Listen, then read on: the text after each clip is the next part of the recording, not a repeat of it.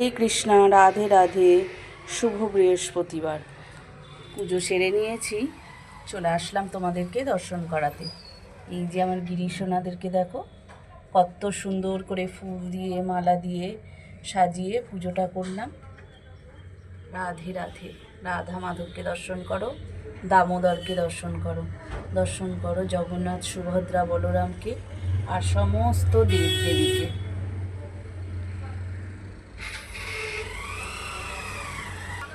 সুন্দর করে সাজিয়ে পুজোটা করে নিলাম।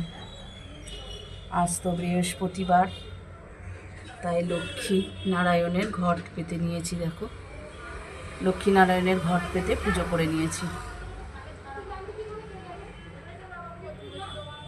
দর্শন করো সমস্ত দেবদেবীকে।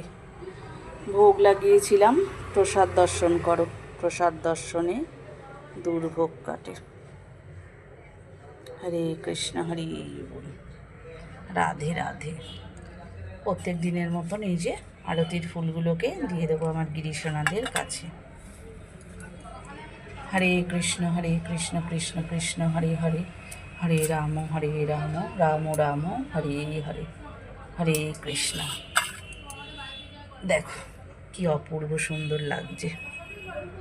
ফুল দিয়ে পুজো করলে সিংহাসনটা দেখতে কত সুন্দর লাগে, তাই না বলো তো? অপূর্ব সুন্দর। রাধে রাধে।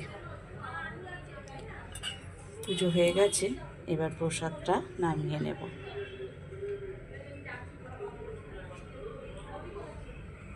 আরও একবার আমার গিরিশোনাদেরকে দর্শন করে নাও।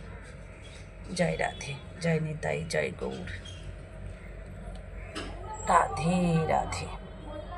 পুজো সেরে প্রসাদ খেয়ে চলে এসেছি রান্নাঘরে। আজ তো বৃহস্পতিবার, নিরামিষ। তা দেখো অল্প সোয়াবিন ছিল, সেটাকে একটু সেদ্ধ বসিয়ে দিয়েছি। এখানে ভাতের জন্য চাল ধুয়ে রেডি করে নিয়েছি। সোয়াবিনটা নামাবো, নামিয়ে ভাতটাকে বসিয়ে দেবো। যেহেতু সোয়াবিনটা হয়ে গেছে, গরম জলে একটু সেদ্ধ করে নিলাম।